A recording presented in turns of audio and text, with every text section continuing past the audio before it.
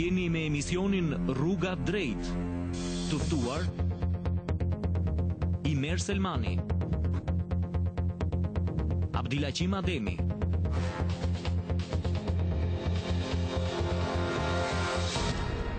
Përshëndetje të nderuar shikues. Regjistrimi është temë kryesore apo bartëse e debatit të sonshëm në Rruga Drejt. Sa jemi dhe pse vallë partitë politike shqiptare nuk mund të dalin me qendrim të unifikuar rreth kësaj çështje. Partnerët e koalicionit qeveritar ende nuk kanë qendrime të harmonizuara rreth çështjes së regjistrimit, por edhe nuk merr parasysh as partia shqiptare, posaçërisht vërejtjet e partive opozitare shqiptare, posaçërisht ato të Demokracisë së Re.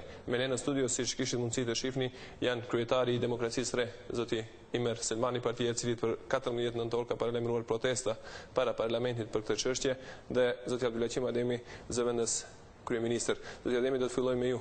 Ende nuk keni harmonizuar qendrimet rreth çështjes së regjistrimit me partinë e koalicionit. Pse? Në radhë të parë dëshiroj të sqaroj pse jam sot këtu. Thonë, nuk jemi këtu për shkak të Demokracisë së Re dhe Imer Selmanit. Nuk jemi këtu pse Demokracia e Re ka caktu protest me 14 nëntor. Jemi këtu për sqaruar opinionin, për sqaruar gjitha ato dilemat që paraqiten rreth regjistrimit. Ligji për regjistrimin, ide këtij debati.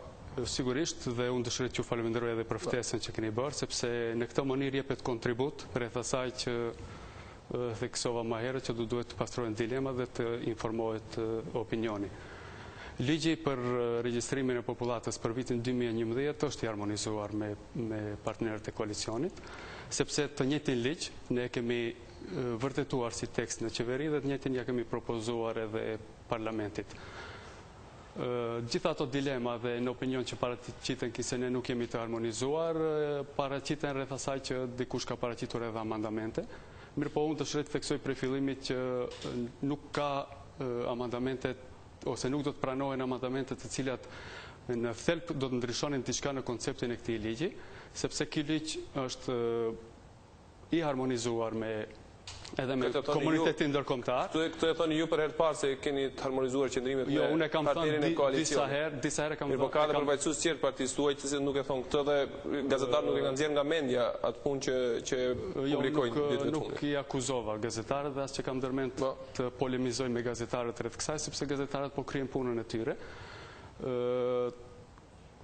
Ky ligj është i harmonizuar, është bazë ligji i vitit 2001, i cili ligj në atë kohë ishte i pranueshëm për gjitha subjektet politike shqiptare dhe maqedonase, ishte i pranueshëm për komunitetin ndërkombëtar dhe ligj i cili garantonte transparencën, garantonte pjesëmarrjen dhe inkuadrimin e gjitha komuniteteve në organet e regjistrimit, garantonte edhe vëzhgimin ndërkombëtar dhe në fund garantonte dhe ashtu i pranuan edhe rezultatet gjitha komunitetet në Maqedoni, gjitha partitë politike në Maqedoni, dhe prandaj ne u bazuam në atë ligj dhe në disa aspekte mund të them që është edhe më i avancuar, sepse duhet të pranojmë që tani më kanë kaluar 10 vite dhe nuk mund të themi që Maqedonia është në të njëjtin pozicion si ka qenë në vitin 2002. Mirë, do të flasim sigurisht për atë, jemi këtu gjatë këtij debati për pas se ku është avancimi dhe ku janë vërejtjet e partive shqiptare opozitare.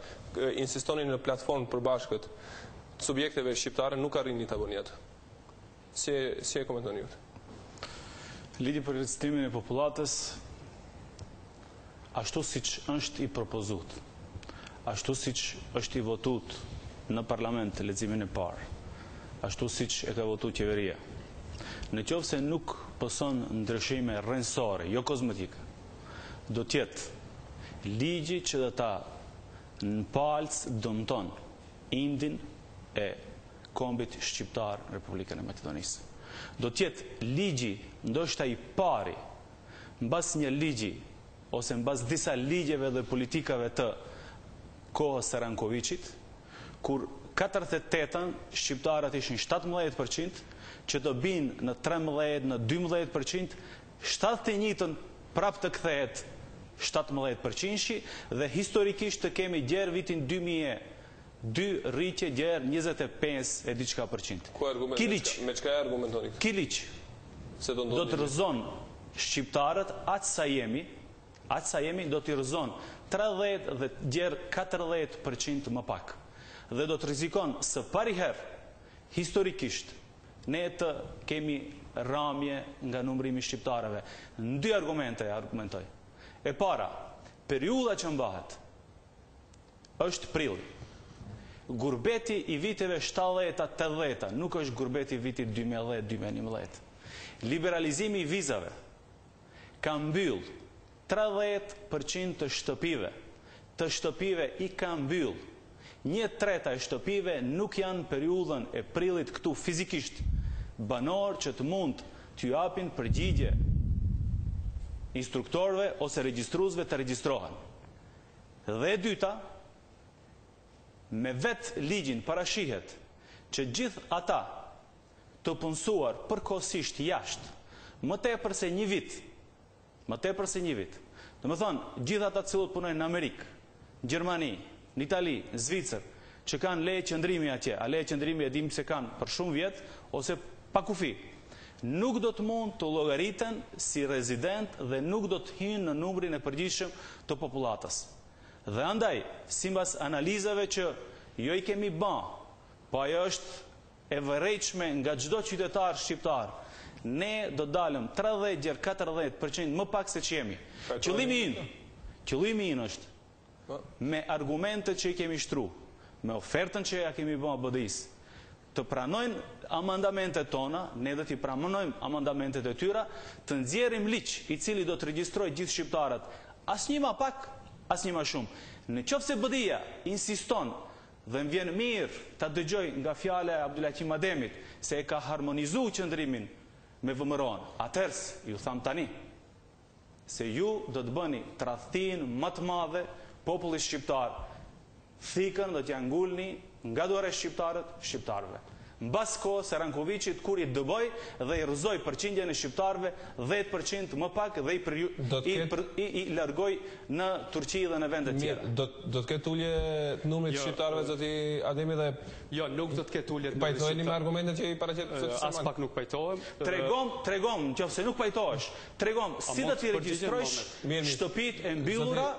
Tregom si do t'i regjistrojsh. Zoti Selmani, ta ndëgjojmë përgjigjen dhe për atë jemi këtu. Të ndëgjojmë dhe do të keni mundësi të replikoni.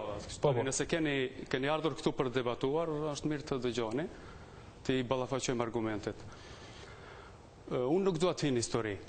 Nuk dua të hin histori sepse do të dalin shumë çështje se kush dhe kur i ka ngul thik shqiptarëve mbas shpinën. Ti lam ato gjërat historike, mos merremi me histori, të shohim se çka mund të bëjmë për regjistrimin sepse për atë jemi këtu. Shqiptarët nuk do të dalin më pak. Shqiptarët do të dalin aq sa janë. Ne jemi mjaft në Maqedoni. Atë që ne duhet të bëjmë tani, nuk është merremi për të krijuar huti në opinion. Nuk ka nevojë të japim deklarata dhe të marrim veprime të cilat krijojnë huti dhe paqartësi në opinion. Ne duhet gjithë si subjekte politike, nëse jemi subjekte të përgjithshme dhe me përgjegjësi, kemi marrë edhe mandate prej shqiptarëve, të gjithë të angazhohemi në kampanjë, në informim,